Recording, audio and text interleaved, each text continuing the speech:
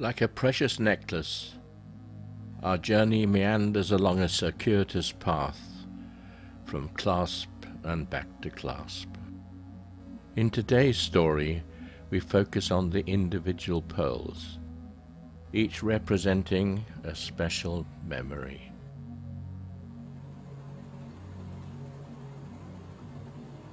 Morning mist drapes the mountains surrounding Chameleon Harbour, our first anchorage away from the bustle of civilization.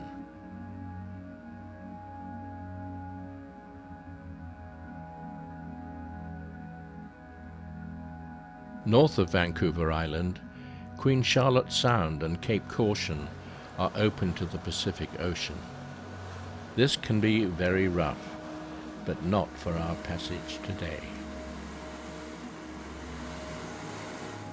After a peaceful night in schooner retreat, we follow a fishing boat into Fitzhugh Sound. We spent 2019 cruising entirely within British Columbia, so this year we are making a beeline for southeast Alaska. Just north of the small town of Bella Bella, Ivory Island Lighthouse marks the entrance to Millbank Sound, and a brief encounter with the open ocean with its dangerous reefs and ocean swells.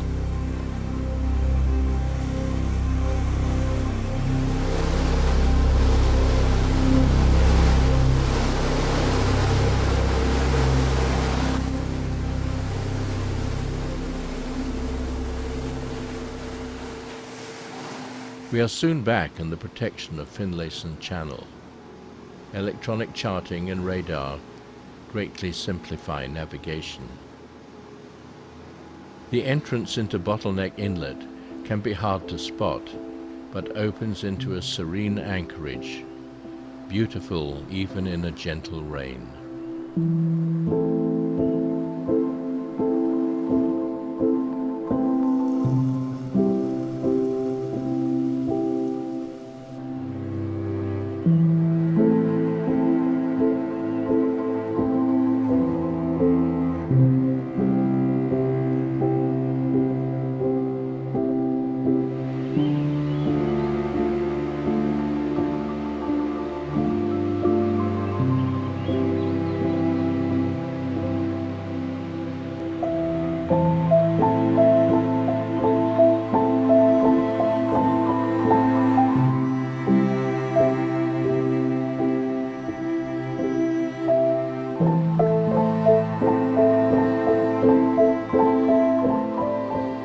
Rain feeds multitudes of waterfalls along Fraser Reach.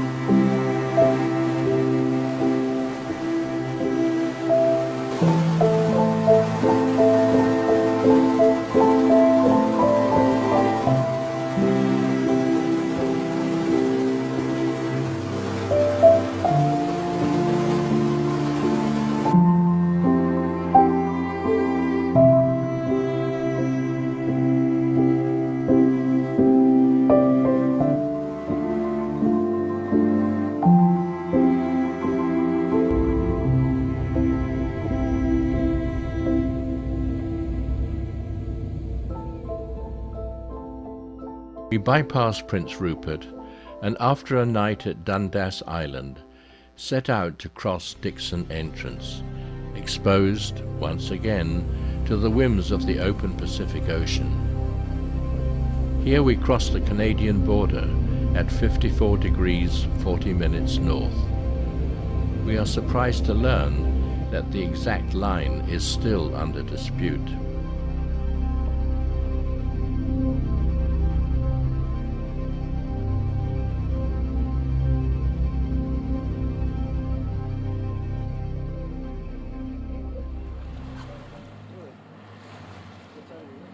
Reaching Ketchikan, mooring space is hard to find.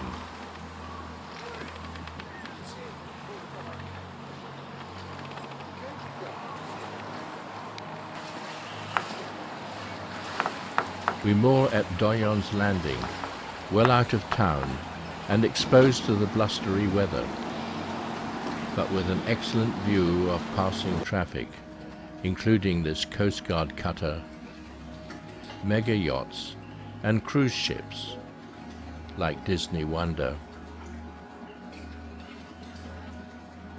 Ketchikan is a port of entry into Alaska and is alive with float planes, carrying sightseers from the massive ships which dominate the town.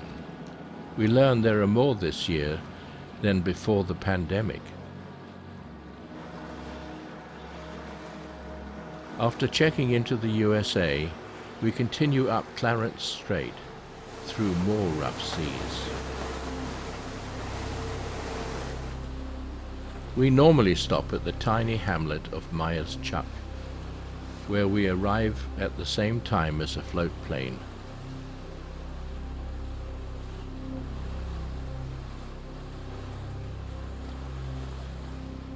We pass numerous homes, often built by their owners, and enter the small harbour.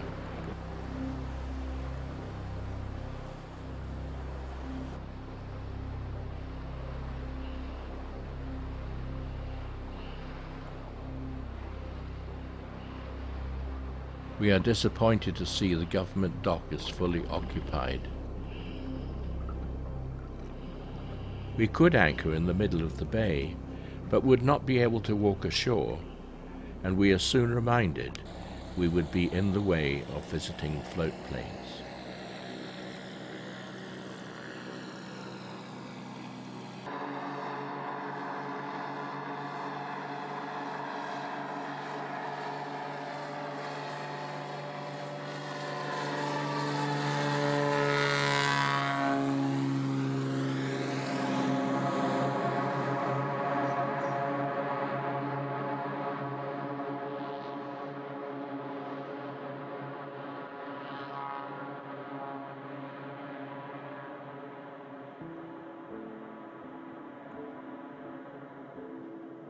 We decide to up anchor and cross Clarence Strait to Rats Harbour on Prince of Wales Island.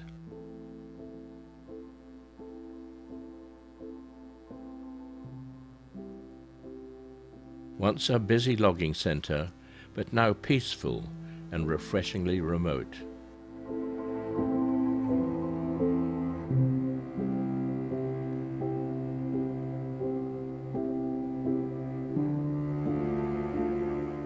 The only disturbance being a slow procession of cruise ships passing up and down Clarence Strait, their gentle wake only reaching us long after they have passed from view.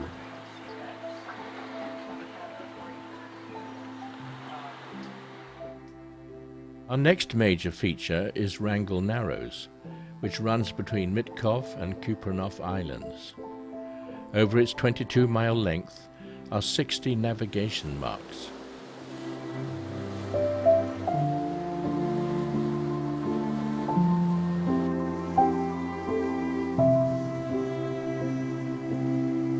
The tidal current can be strong and is against us at the southern end, but it is behind us after we reach the midway point.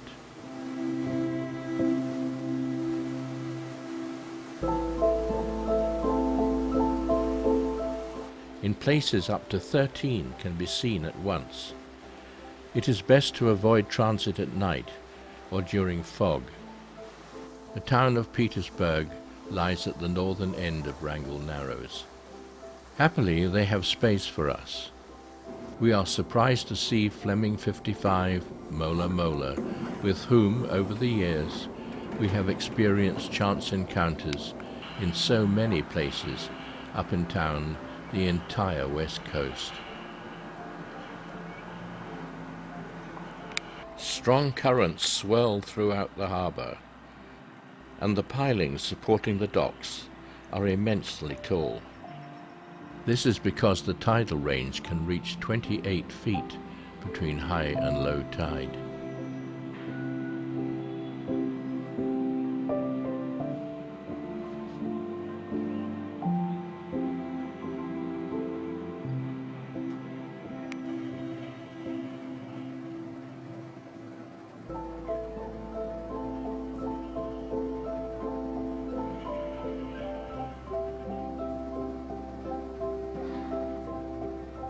The adjacent waters provide fertile fishing grounds for a wide variety of local boats.